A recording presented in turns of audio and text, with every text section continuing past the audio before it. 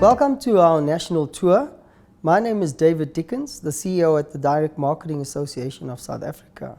My warmest greetings go out to our valued members, the Information Regulator, and our sponsor, Time Bank. They have taken the initiative to sponsor the Assegai Awards, and for that, we say thank you.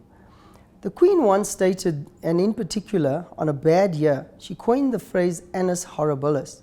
This year, 2020, fits right into the phrase. The year has stretched us, and it was character building here at the DMA, and I suppose all over South Africa and the world. But in spite of this pandemic, we've seen kindness, heroism, and selflessness of the human spirit prevail. I want to really thank our medical teams and caregivers. They've risked their lives daily so that we could find some normalcy and get back to work. They are our true heroes. A big thank you from us and our team. So our strategy at the DMA is to grow our base and to keep protection of data at the heart of digital marketing. We're striving on behalf of the digital community to professionalize it and to ensure that all our staff is trained and are professional. We have planned to extend professional integrity of all digital marketers via our online training programs. We'd invite you to use them. We have set up free training for you. Visit our website. We have had you at the center. We ensure that professional training happens on site at your workplace, both by frontline staff and your executives. We're light years ahead in South Africa, not only in Africa but globally. Our DNC is an application that is in a secure environment and is touching on 2.2 billion lines of information annually, and not a singular piece of information leaves that site. It is hosted in a most secure site in a cloud, and we're happy to say that every year when we do our white hacks, we find it mostly impenetrable, and we're always increasing our security in our sites. So be rest assured, business data, consumer data, stay safe. The security is both international and local. Having cloud services has made us savvy in terms of stringent security, global security and local security, and we've strived to get the best of breed. Our SA consumers and businesses are in safe hands. We have performed many tests on these sectors and applications. And I'm also happy to say that DMASA, the Banking Association, has been a big supporter in terms of pointing us in the right direction when it comes to security. And in particular, FNB. FNB has been gracious in looking at our websites, looking at our applications, and guiding us in terms of where they see we can improve. Our next hack that will happen and our system reviews will be done in conjunction with them and under some of their great minds that will give us direction. To them, I say thank you, and thank you for offering your services. It will assist the community of digital marketers at large. The new application I want to speak about is the DPCP, known as the Data Protection Compliance Program. It's most fitting, and it is definitely ahead of its time. We've launched it already and already testing pilot companies in it. So what is the purpose of the DPCP? Well, it was developed as a risk assessment tool. It's a program that we would ask SMEs and large corporates alike to get onto. This would give you practical guides on how to test your security, what your security should look like, what the world standard is, and what POPIA standards are asking. We have partnered with a law firm, Wevent Online, and this was a natural partnership. Wevent being a large legal firm who've branched out in digital, and their focus is on POPI. They've aligned with us and partnered to work on the DPCP program. Going on to our flagship, which is the Assegai Awards, that is still on track. We have not shrunk back on Assegai Awards. We've had many calls from the beginning of the year as to when these awards will open. They are opened. Get your entries in. We've aligned over 50 judges They're all online and they're waiting to look at your masterpieces.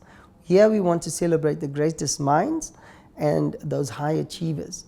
Get those competitions in, and we look forward to parting with you. I know Ethan and TD have prepared some innovative techniques that are going to keep you engaged and are going to set a stage that we can all celebrate on. POPIA is the most frequently requested information from the DMA office. I want to speak on POPIA, and I'll touch on the practical terms. So if we look at the history of POPIA, it was in the making and signed in 2013. But from 2013, we were in a bit of a milieu. The Parliament had not sat to actually put these into effect. But in the last year, lots has happened. We've seen the draft codes of POPIA become now law, and of late, in July the 31st, the signing of the last parts of the sections of POPIA have now come into effect, and in particular Section 69.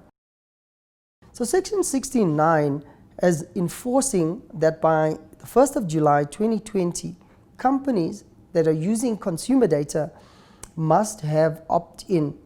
Opt-in being the consumer has given you their will and their confidence to call them. You can call them and you can sell your marketing wares to the consumer. But what does that mean? Can I not talk to other consumers? Is the rest of South Africa out of bounds? No, it does not mean that.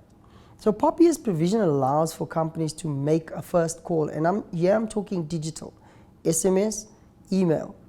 You can email and SMS or MMS and use other digital platforms to make your first call. Your first call, however, must be pointed to ask for permission. So what are we asking for? What does POPI say about permission?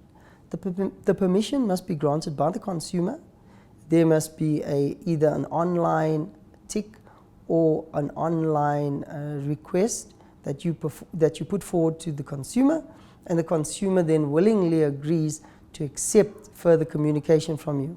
If the consumer has not consented and revokes their consent, then you must opt them out from future communications. So what does it mean having a suppression list? And why have a suppression list? It's good practice to have your suppression list, because not only the consumers that you speak to at first point of call, your current consumers still have the right to opt out at any time during their relationship with you.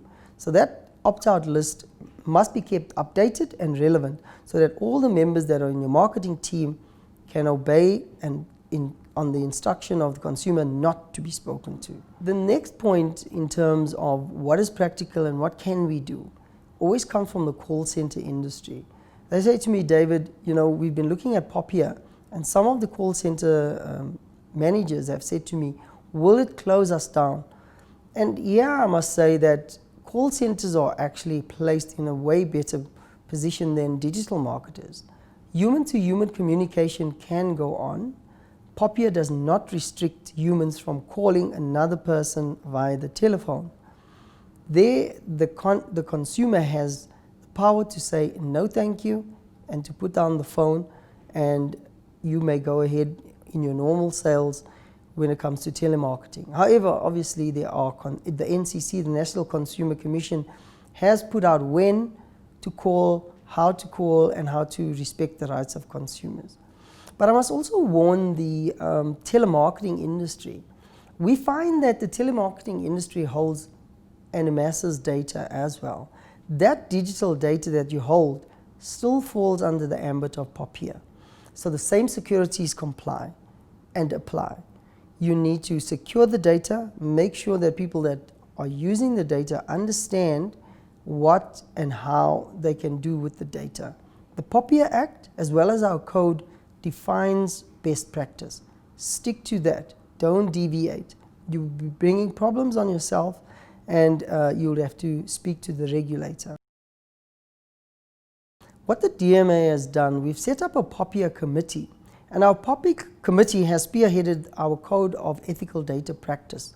So that's our code that we have written as the DMA and that our members abide by. The intention of the code is to give practical advice, and also to align your business with the best practices, both of POPIA and the GDPR. So I would urge you, read it, understand it, take it to your staff, let them understand the principles that are behind the Act, as the POPIA Act, as well as the Code of Best Practice at the DMA. And also within our code, we urge all our marketers, use the DNC. That extra level of insulation comes to your assistance when, one, you have an irate client that comes and calls our call line, because we also have a service to you on the calls complaint hotline. We are urging you to use the DNC as a second layer of insulation. While the code does protect and prescribe ways of protecting your commercial entity, the DNC is there as a second layer. Use it. When consumers complain, we generally have a good leg to stand on. We will go and look at your company and whether they have scrubbed against the DNC, and then we will let them know that all ethical standards were used before the marketing piece was sent off. That generally assists us in calming an irate customer. And generally we would then ask the irate customer to place their name on our DNC list, and thereafter we tend not to get more complaints.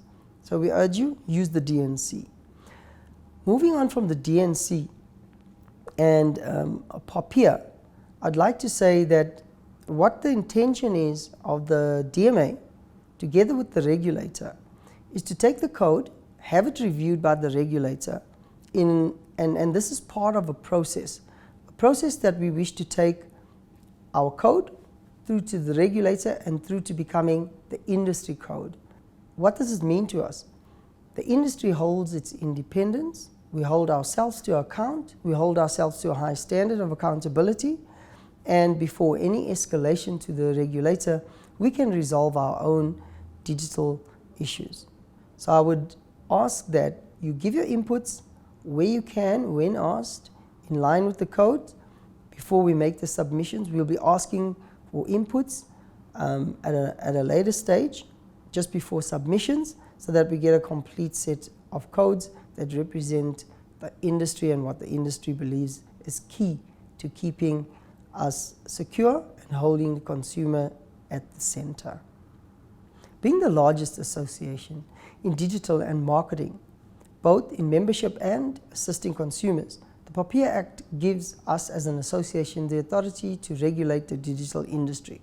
We look forward to working with the regulators to ensure we maintain a thriving, healthy digital industry that exemplifies safety, security of data, and a healthy marketplace. We have not slowed down in 2020, and in spite of the COVID pandemic, we have seen membership growth. This is a promising sign for the future of digital marketing. We urge you to take care, stay safe, and we thank you for joining us on our national tour.